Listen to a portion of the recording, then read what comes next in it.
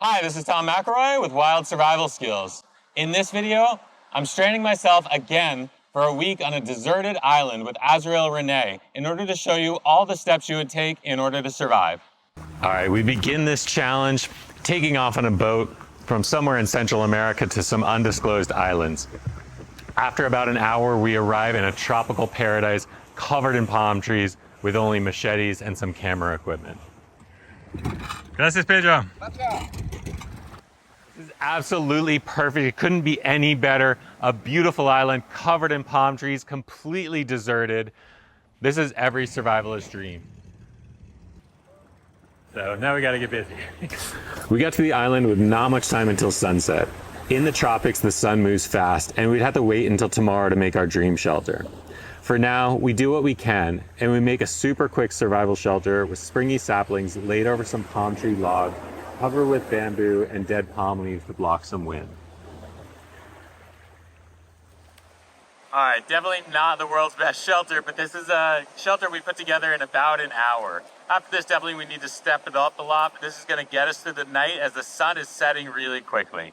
As Azrael continues to work on this, I'm gonna try in the last half an hour or so to see if we can get a fire going. We're against the clock right now. I wanna show you something really quick. This is the one plant out of two that you should know if you are going to be in survival on a desert island. This plant called sea hibiscus, also known as maho or Haiti Haiti, generally grows right up along the beach of a lot of deserted islands. This is an incredible plant to know because not only is it good for fire, but it's also very, very good for making rope. All right, next step is to get some really good tinder off of coconut trees. I call this stuff coconut burlap, but it's a fibrous like cloth that surrounds the coconut leaves. So if you just look up in a tree, grab the deadest stuff you can find, or around the base of a coconut tree, you can find tons of coconut burlap. When you put a coal in this and blow on it, it's ready to go and it just goes right up. So very good to have. We're gonna go around and collect a bunch. If you look up in this tree here, if you see right in here, this fiber that's hanging off the leaf is really, really good for tinder and everything you ever need. All right, so I've been checking out the hibiscus forest and I found this stick here. It looks really good. And the reason I know it's good is it's kind of super dry, but it's also just very, very lightweight. When things are lightweight, that means they're not dense wood and they make really good friction fire woods. So I'm gonna try a method that I don't do all that often, but it's called the fire plow. All right, so all I've done so far is taken about 2 minutes to chop this piece of wood in half so I get a nice flat section. The beauty of the fire plow is that it takes almost no time to make. It isn't my preferred method because it's not as guaranteed as other methods. You have to have a really perfect piece of wood and it has to be incredibly dry. I'm gonna give this a go just because I don't have time to waste for other methods. Okay.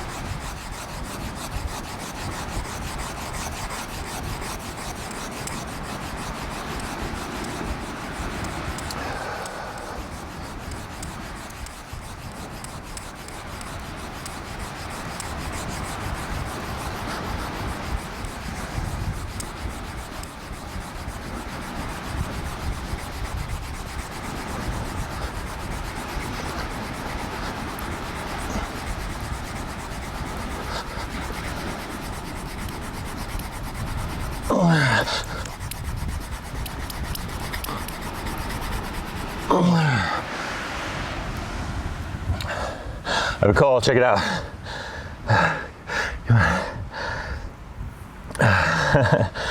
Woo, I was just about to give up on this method, but that just saved me an hour of prepping a bow drill, and so definitely worth the try.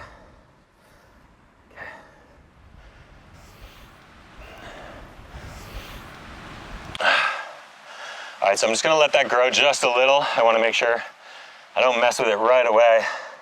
Make sure it has plenty of dust to feed off of. I'm gonna just push a little dust over top of it.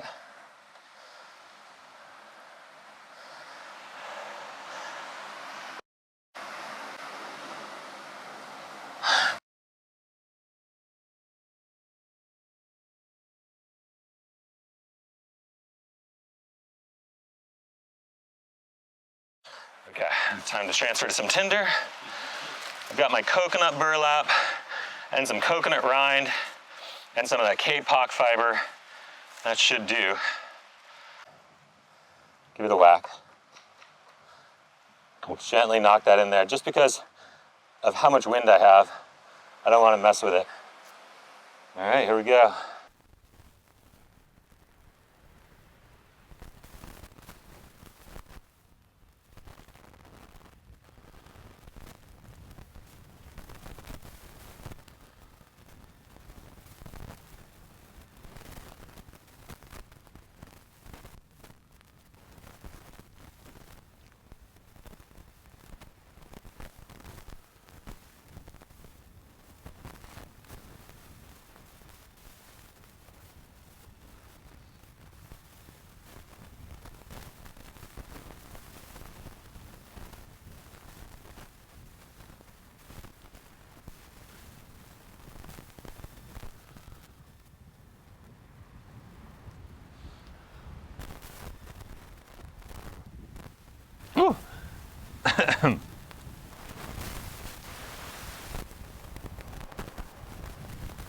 There we go. Woo, we have fire plow. Very excited about that. Here we go.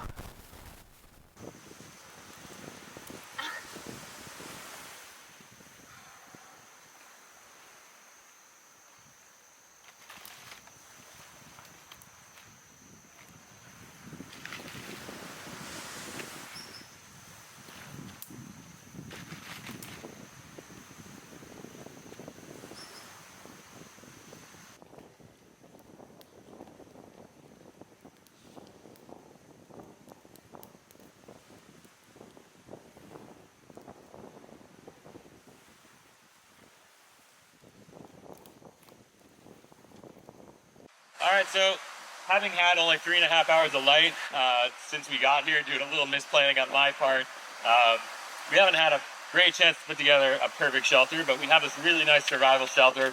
It's actually pretty comfortable.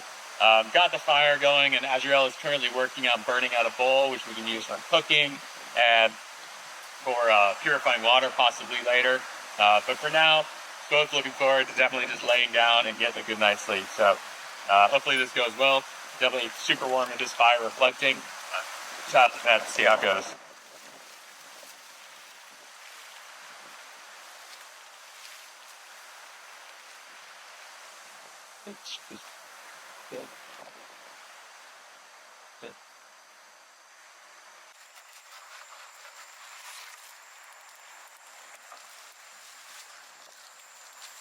Hey Azrael, what's happening? Got invaded by Halloween moon crabs. Check these guys out. There are thousands. There's crabs everywhere. They have yet to crawl in our shelter, but I think regardless, tomorrow we are going up. We need to get off the ground. I can't swear. Oh, this one's coming in the bed. Zero chill. Oh! What's up, bro? Bro? Excuse me. Wait. Hi, dude. Oh, no. All right, well, definitely going to move to a higher bed. Hopefully we can get some sleep tonight.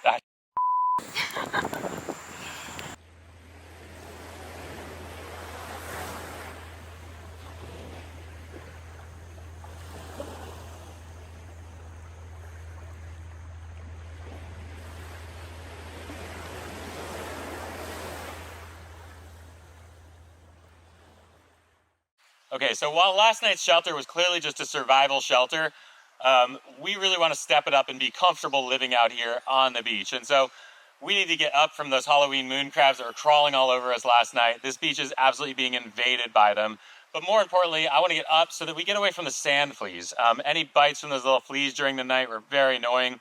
And the further you get off the ground, the less bites you're going to get. So we're going to try to make a tree house, thatch it all up, and get up at least 10 feet high. Right now I'm off in the jungle to collect some poles for that, and we'll stick them in the ground and start to build a nice platform and then a thatched shelter on top. Getting a little ridiculous going way up in the trees here, but I think it's really going to be a plus to not get the bug bites from the sand fleas. So I've gone into the jungle, cut out some 8-foot tall posts, buried them into the ground about 3.5 feet deep each, and put them down. I've got one more to go, but what I'm going to do is, because they're Y sticks, I can just grab a log, interlock it between the Ys, and then put it all together using as little cordage as possible, but we'll probably tie some of it together with tree bark. And once we do this, it's going to be super cool, give us the great view, allow us to stay on the beach, and hopefully not get bit by the sand fleas.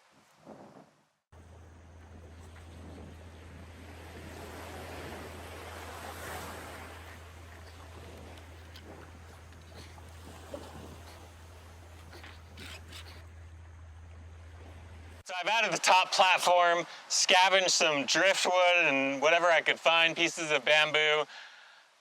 This is definitely a project that wasn't exactly necessary to be this high, but I think it's cool, so we'll give it a go. I've tied on the lashings, made myself a little ladder so that we can get up to the top, and now is the test. It's really windy right now, so perfect time to test it out. Definitely a little nervous. All right, so here we go. Ow. That's a bad start. But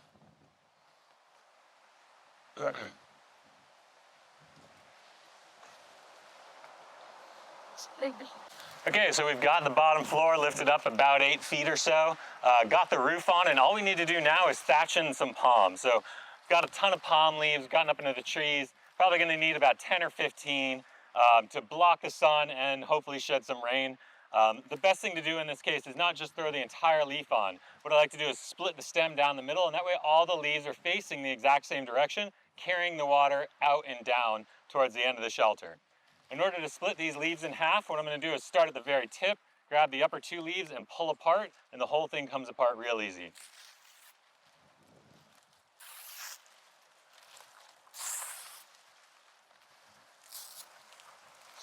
There you go, we've got a split leaf. Now I'm going to start at the bottom, and we're going to tie them on from the bottom, working up towards the highest spot, and that way they're overlapping in a way that's shingling and shedding the water downhill.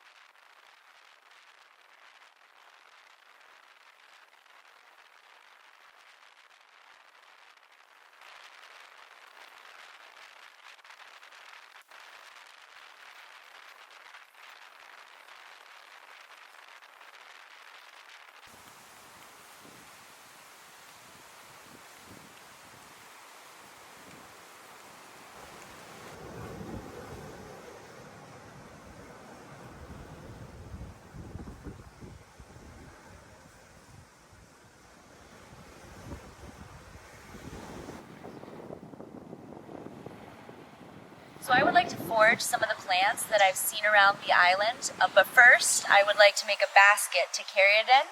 So I've gathered a bunch of flexible vines and 3 sticks, which I've spliced and just stacked over each other. And we're going to begin the basket base by just weaving over, under, over, under.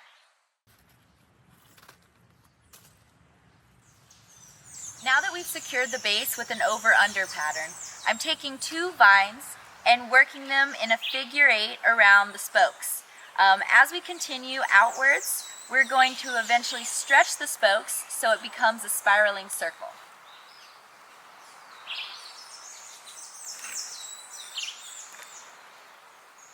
So our base is underway, and we have our spokes starting to stretch out so they're equal distance apart. We're just going to keep working this around until I get the desired shape for my base, and then we'll start working on bringing the sides up. Now that I've finished the base, we're going to begin working on the sides. I cut these flexible saplings to insert as the new spokes. We're going to turn them 90 degrees up and continue our weave.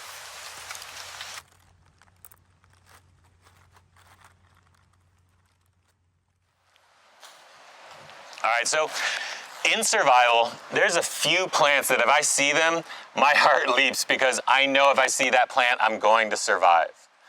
Things like bamboo, or especially in this situation, a palm tree. If I see a palm tree, I know that there's a solid chance I'm gonna make a really good shelter. I'm gonna be able to make fire. It's gonna provide me with water, and it's gonna provide me with a ton of food, not to mention weavings and baskets and everything else you can make from a palm tree. So coconut palm is the best survival friend you'll ever have. The trick is getting up into the tree. So it's back to the sea hibiscus, and what I'm gonna do again is peel off some bark. And to make climbing a coconut tree safer, I'm gonna make a little contraption where this quickie cord is gonna be wrapped around my ankles so that I can wrap it around, and when I kick my heels out, my toes will come in and pinch the tree.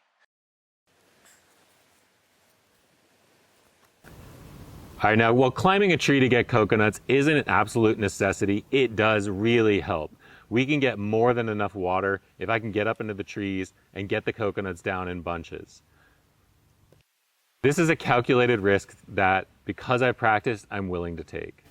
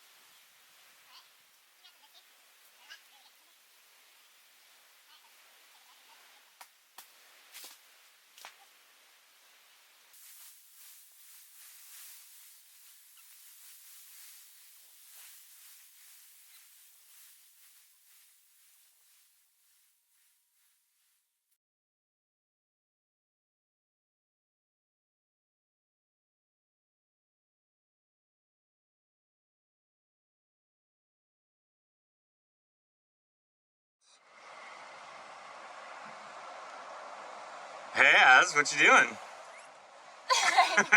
I think we're out an explanation here. Sorry guys, Tom is much better at doing his pickup shots than I am. Everyone remember this? Ta-da! It's gorgeous. It is a quick and dirty jungle basket made with some of the vines. Very, very quickly done. We added in a handle. Everything's tied together with sea hibiscus.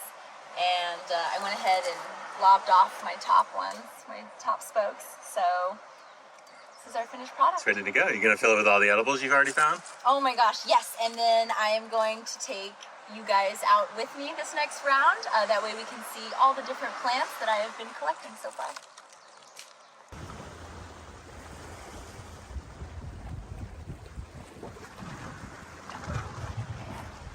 All right, I want to show you one really good survival food out here. Well, in your mind, you want to go for fish, you want to go for the iguana, you want to get really nice, bigger game food. Probably the best thing to survive out here, if you weren't able to do any of those, is snails and limpets. They're all over the rocks and they're really good. When you walk by, they'll feel the vibrations and suction cup themselves down to the rock. So what you need to do is just put your knife under the shell, pop it off, and you get a really nice limpet. There's 1,000 of them out here. You could very easily survive off of coconut, snails, and limpets and be fine out here. And so, great one to know. It's also really good for bait. I've caught in grouper and all sorts of other fish out here at different times with limpets for bait. So we're gonna give that a shot. I'll also show you a little later how we're gonna cook these on the fire.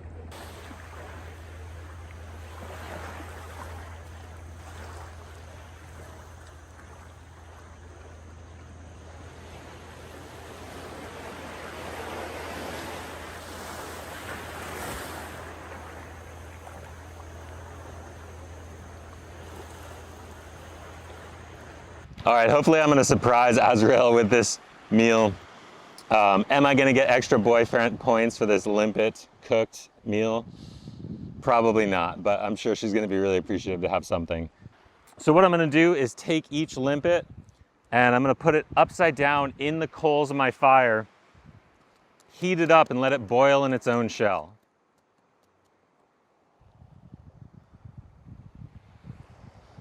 Ooh. So we'll start with 4.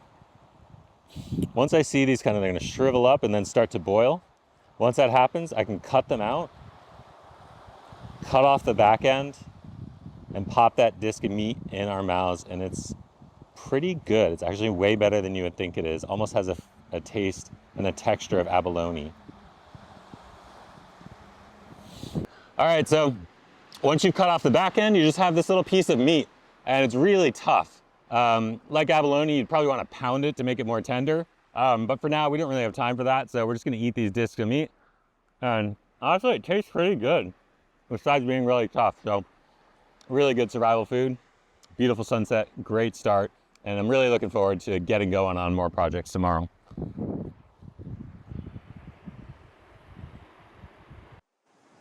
All right, here we are in our treehouse. It is time for bed. It's been a long day, but a really good day. Azriel got us a ton of really good edible plants.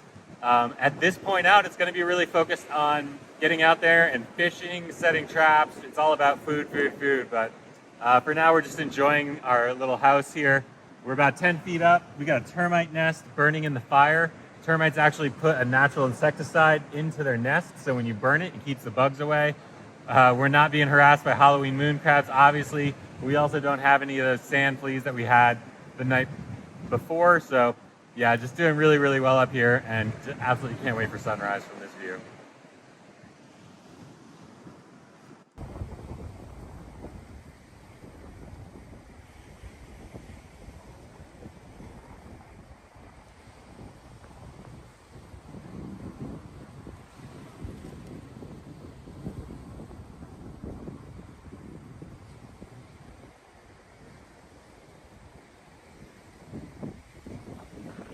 So I'm really excited. We have landed on the island right in the middle of hog plum season, and I found this batch, which is absolutely perfectly ripe and ready to be picked.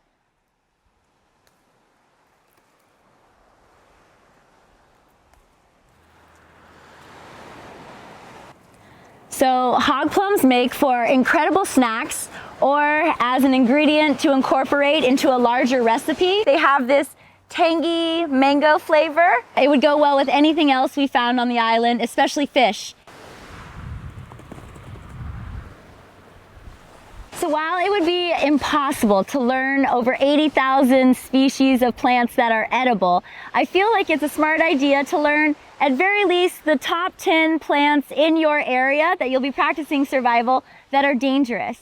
This is the manchineel tree. This is known as the most deadly tree in the world. The explorer Ponce de Leon, who was looking for the Fountain of Youth in Florida, was actually killed by an arrow that was tipped in manchineel by the Seminole indigenous natives.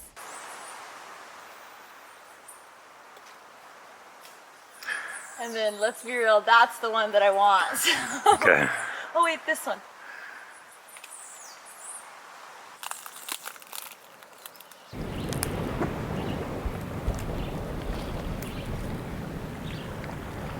We have had an absolutely amazing day of collecting so far, and one of the things I love about foraging is just taking a walk is like visiting your own personal grocery store garden.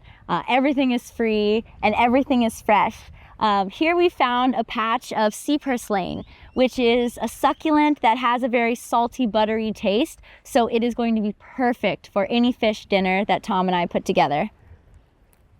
The island is continuing to provide. Here we're finding vast quantities of salts, which are amazing not only for flavoring our dish and helping us retain some water weight for hydration, but also for curing any excess meat that Tom gets today.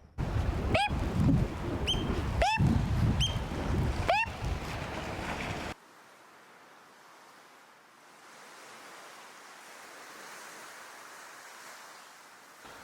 Okay, so things are going really well out here. We've got an awesome shelter. We've got tons of water from the coconuts and a lot of food from the coconuts. Azrael's been collecting a ton of plants. And this is where, in a survival situation, things start getting a lot more intense, but at the same time a lot simpler, because at this point, all we need to do is provide food. Clearly going out in the ocean, fishing, spearfishing is gonna be the main thing I'm gonna focus on. But at the same time, I've got this whole jungle full of wildlife behind me. Now, there isn't actually that much here, but I did see this morning an animal known as an agouti, which is kind of a large squirrel-looking rodent. There's also some iguanas out here. And so what I'm gonna do is come out here, set some traps that I learned in Tonga using a coconut. So I've got my half coconut, really nice circle in the middle. Solid coconut's gonna hold water, no cracks in it. And I'm gonna put this spike through the middle of that coconut just by force hammering this down. And this is gonna hold that coconut against the ground. Before I do that, I wanna make sure it lines up with the spring stick that I've selected, which is right here.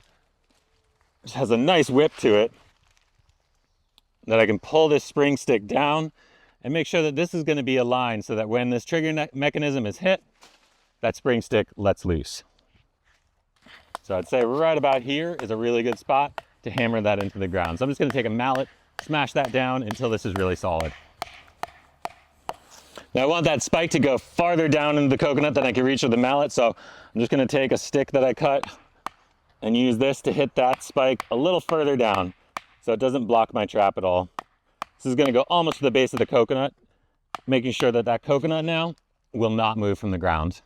Next thing I'm gonna do, I've got these little Y-stick spikes from a tree. I'm gonna push these into the coconut so it's gonna hold my trap together, which you'll understand in just a second. But these are what they look like before I push them into the coconut husk.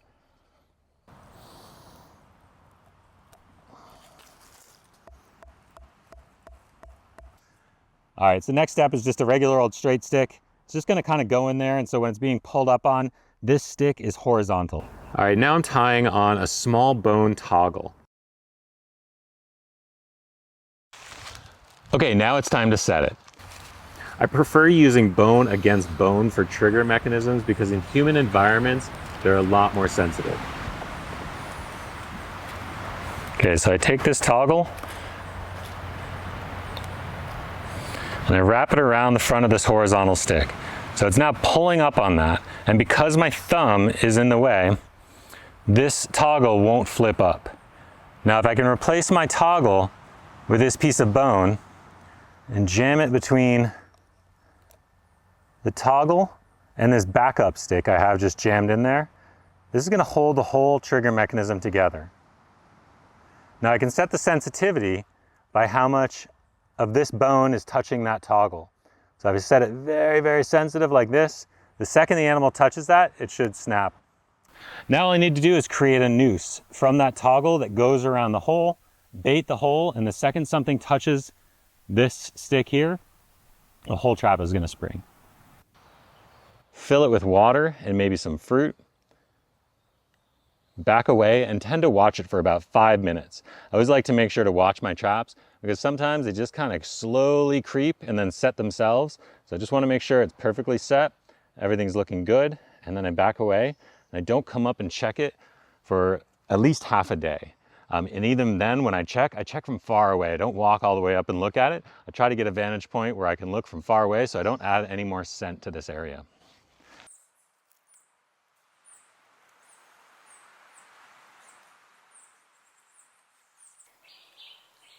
All right, so we found the calabash tree, which is gonna help us really to cook a lot of food because it creates a great wooden container. Really saves us from having to burn a bowl and rock boil and everything because this plant allows us to have a thin piece of wood that still cooks under a flame. Trick is, right now we can't figure out, we've got this tree, we're both really good at climbing trees, but it goes out to these tiny thin branches that won't support our weight. So if we try to climb this tree, it's definitely going to break under our weight. So what we need to do now is figure out how to get these calabash that are about 30 feet up off this tree without breaking them, without breaking ourselves.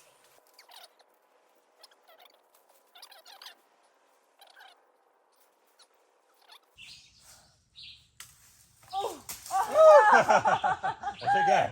It worked. Didn't catch it, but it didn't break. It landed in a soft nest of sticks. So here we go. Yeah. Our very own calabash. We already got one down and the camera stopped. So we got a little container here. Got a bigger one over here. I don't know if we're gonna get the third one, but we've got two nice little cooking bowls. Maybe make a canteen out of the other one so we can go on journeys with water. But this is gonna be an epic score. Really good for cooking in, so we'll show you that in a bit. All right, so as I push my way through this mangrove swamp, I'm hearing snap, snap. And what that is clams closing shut. They're feeling the vibration of me walking. Even when I'm talking, I can hear in the little mangrove forest here, snap, snap. And so what that tells me is that there are clams in this muck somewhere. And so I'm kind of hearing them just up from, where the water's retreating. So I'm gonna kind of keep that distance and just turn up muck. Normally they're less than 3-4 inches down at the most. So I'm just gonna turn up as much muck as I can and try to pull out as many clams as I can. I feel confident that there's a lot here as long as I can get at them. We're gonna have a ton of clams for dinner. We're also going to, be able to use the excess for bait, which will be amazing because fish love eating things like that. So fingers crossed, I'm gonna fill this basket before I get out of here. All right, so the big trick here is turn up some ground, get to the base of the mangroves, and I'm hearing them snap shut, trying to find that general area. And every so often, when I'm coming upon one, here's one, I get a little clam. So we're gonna keep chucking in the basket. We're about half full at this point. It's gonna take a while. It's probably put about an hour into mucking around at this point. And so just gonna keep going and hopefully fill that basket.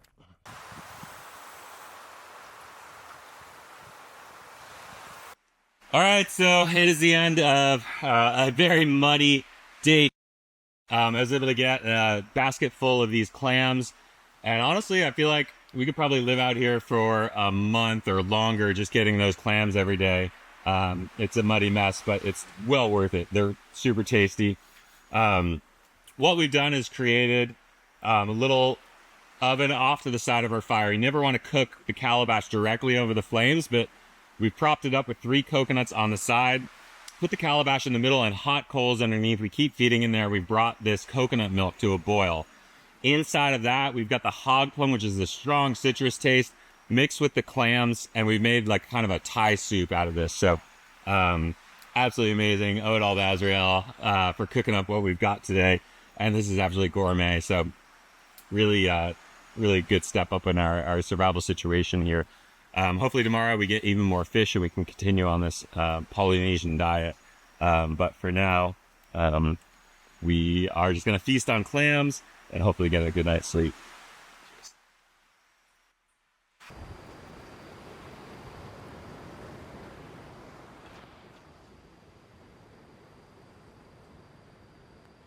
Oh, it looks so good. Look at that, it's all steaming and hot. Look at that.